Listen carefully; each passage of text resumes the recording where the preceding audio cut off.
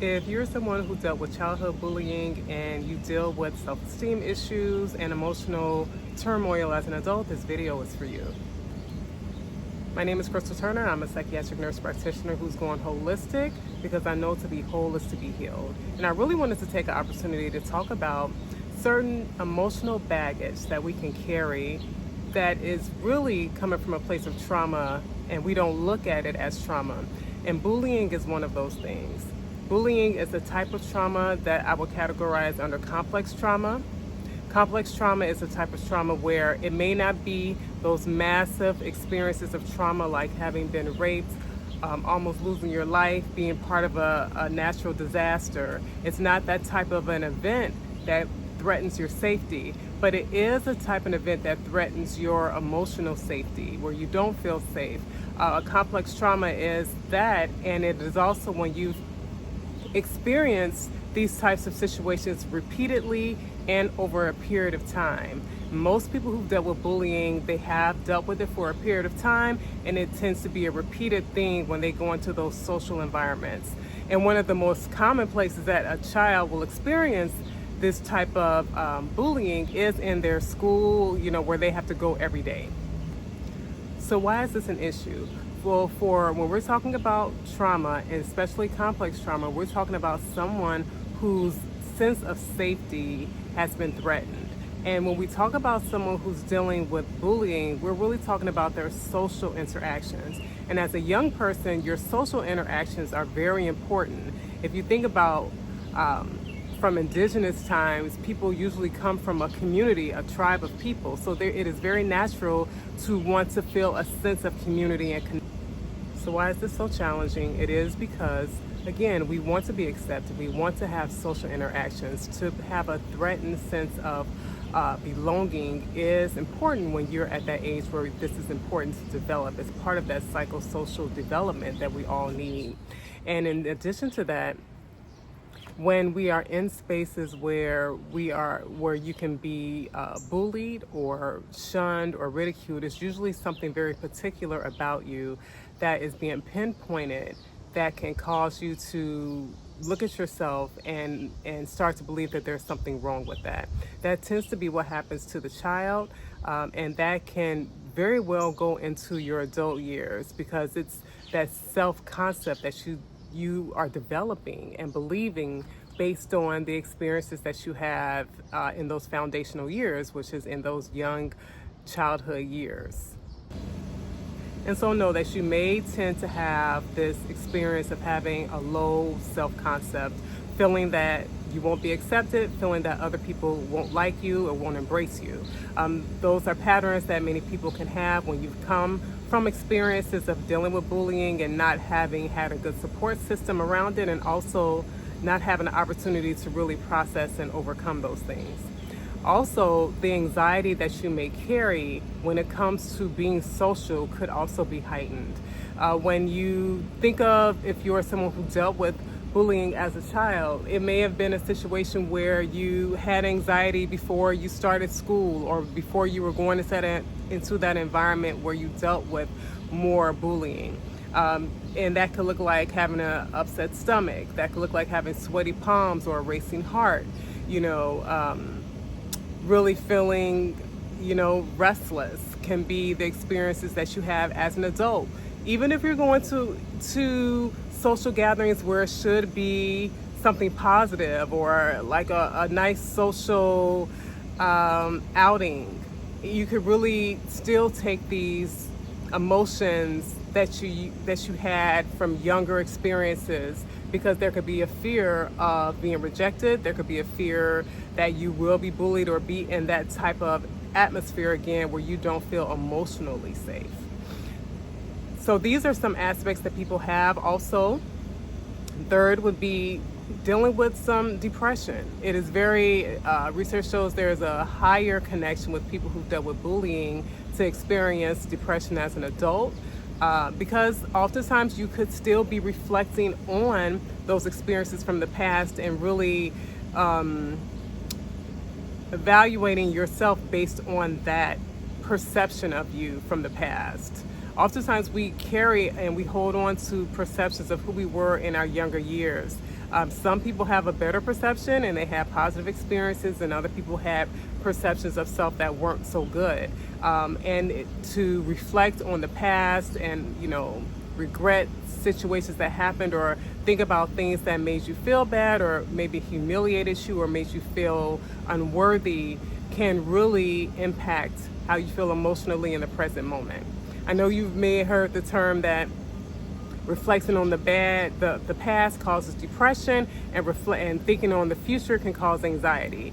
Now, there could be a mixture of all of that, but definitely things that have happened in the past that we cannot change, that may have been regretful or hurtful, if we're reflecting on those a lot, it can bring up emotions of sadness, emotions of a low self-worth, an emotion of viewing your whole life based off of those past experiences that can really make you feel a level of sadness that can go into feeling depression.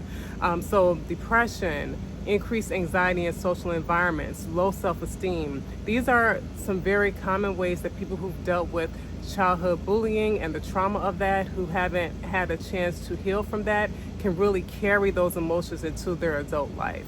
And some things that I would really want you to consider when it comes to that is to have someone that you can talk to about your past experiences, because believe it or not, there are many people who've dealt with childhood bullying who've never spoken about it, because when things are traumatic, no matter what the trauma is, there's this element of it that can feel dirty or feel shameful. It can be a level of shame. You could feel like if you tell someone who you love about these experiences, that they may view you the same way, those people who bullied you, treated you, as in any abuser. There's this part of a child that oftentimes when they've dealt with abuse, there's this shame that goes along with it. And it's like this dirty secret that you don't want to share because you just don't want to endure any more ridicule or embarrassment. But if there's someone in your life that you trust, who you're close to, who you can really have those conversations with, it could be really helpful to be able to express it with someone that you can trust, and know that you're not alone in that. I definitely dealt with childhood bullying, and I didn't tell my mom about those experiences until I was in my 20s. For that very reason, it can be really this shame that you carry about a situation. And when I told my mom was very embracing. She definitely didn't turn into the bullies that I had as a child. She showed her love, she showed her support. And you can't do that with everyone, but knowing people that you've been able to see as patterns in your life, who've been there for you, who've been supportive, is someone that you could possibly talk with, get it off your chest, express it. If you don't have someone that you feel that you trust enough to talk about it, to journal about it for yourself, just to express and get those emotions out. Also, talking with a therapist who does EMDR therapy is, let me get it right, it is motor desensitization response, and I could be saying that wrong, or reactivity, I could be saying that wrong. I should have looked it up before I even said it, but EMDR therapy is what you're gonna see it as, but it really helps you to process emotions that really bring up some heaviness for you, to almost like desensitize some of those thoughts, so that it's not such a harsh emotional connection to those memories and those thoughts that you have. So as it stands now, you might think about a childhood experience with bullying, for example, that was really harsh. And when you think about it, physically, you might feel it. Emotionally, you might really feel it. It may really still hurt. But when you do EMDR therapy, it helps to desensitize some of that connection, so that thinking about those things don't bring up so much pain in your experience. Also, assertiveness training could be good for some people, because there are people who've dealt with bullying who aren't good at being assertive and standing up. When you've dealt with bullying, you may still take on a pattern of wanting to hide and to not use your voice. It could be because you don't want to bring attention to yourself. Bringing attention to yourself could mean the possibility of being ridiculed in those ways again, and being embarrassed or being humiliated.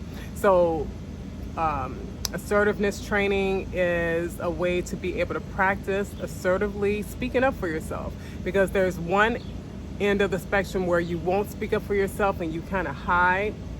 Not kind of, you hide. And then there's the other end. For some people, when they are angered or these emotions come up, they can become very angry and maybe even aggressive. So that's not being assertive, to be aggressive and to go off. You know what I mean? Assertive is to be able to speak your truth, speak what's true for you, speak what you need to in a way that's controlled, where you can express it and truly express it so that it's comprehended. If we're not speaking up, then we know that that's not being assertive. But if we're going off and we're really exploding, then we are missing the mark in that capacity as well, because that's not necessarily speaking and getting out the things that we would want in a controlled and in a calm way, where we can express ourselves much better when we're calm and we're able to think through our emotions and our thoughts and say it. When we are enraged or very angry, we can say a lot of other things and really probably never even get to the direct point. But if we do, it may be with a lot of threats or all types of things that can go into saying things when we are in a state of extreme anger or rage.